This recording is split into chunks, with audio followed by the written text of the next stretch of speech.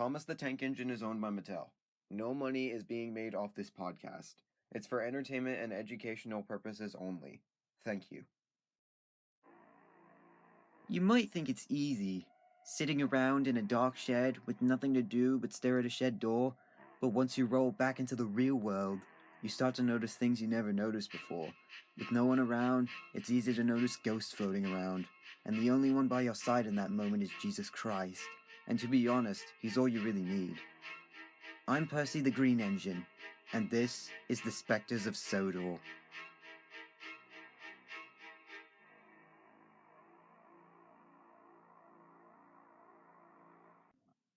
Can I ask you something? How exactly do you stop a ghost that's currently wandering over all the bridges on a railway? I have no idea. When Rosie and Edward came back to Tidmouth Sheds, everyone was frantic. We had no idea how to help Nicky move on.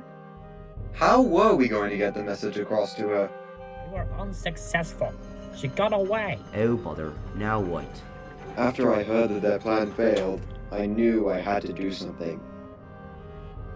Excuse me, sir? Wait a sec, Oliver. So Sir Topham had walked over and opened my door.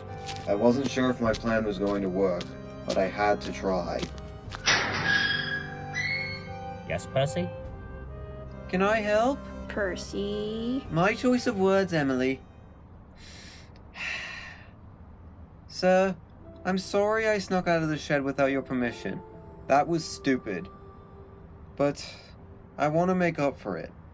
I promise, if you let me out of the shed just this once, I'll serve the rest of my time after. Because if we don't talk to Nicky now, she might keep checking bridges on the mainline forever. Heck, she might even go to the mainland. Then we might never reopen again. This could be bad for everyone who is ever a part of British Railways. He does have a point, sir. Our railway is in a sorry state. But Percy, what will you do? I have a plan to make her hear me. Please, sir. I promise. I'll never do anything crazy like what I did the other night without your permission ever again. Very well, Percy. But just this once. And so it was done. Rosie's driver opened the doors to all the other sheds to give all the other engines a fair chance to express ideas and give out new thoughts. And Oliver pulled me out of my shed so I could share my idea with Sir Topham Hatt and all the other engines. Alright, Percy, what's your plan? Well, first we... Ow! Oliver! Whoops. Sorry, I was listening to what you were saying. Continue. Well, I need to know something first. Which side of the bridge did you see Nicky on, sir? We were on the side closer to Netford. Nicky came from the Vicarstown side. Now that I think about it, it doesn't make sense. Why would she come from the other side of the bridge on the opposite track, when it was the other way around back in the day? I don't know, Edward. Why? I think the reason why Nicky didn't stop when Edward called to her was because Nicky didn't hear Edward. We're all extremely loud when we roll down the track. That's a good point, Percy. Especially on the inside. Rosie, focus. I developed a new plan that just might work. Maybe, instead of rolling in front of Nicky to try and get the message across, maybe we have to roll alongside Nicky as she crosses the bridge and move with her. That way, she might be able to hear what we're saying to her. Of course. Why didn't I think of that? Percy, you're so clever. That idea might just work. Alright, Percy and I will set out for the drawbridge at midnight. But isn't Edward coming? This was your plan, Percy. You should take my place. Besides, you can go faster than me, especially if you're not pulling anyone. But you're the only one Nicky ever spoke to. You know her better than any of us. It might look like we're trying to apprehend her if there's more than one engine. Besides, you're very friendly. You might have a better shot at getting her to listen.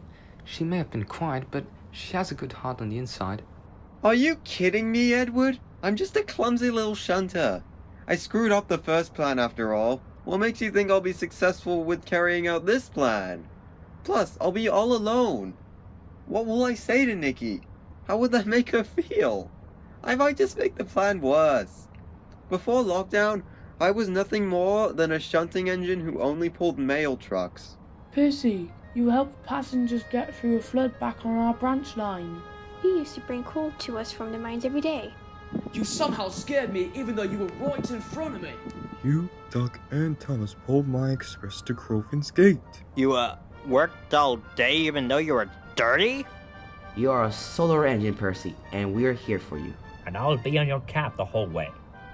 Wow. Maybe I can do it. No, I can do it. I'll do it! Yay! Go on, Percy! Go on, Percy, do it!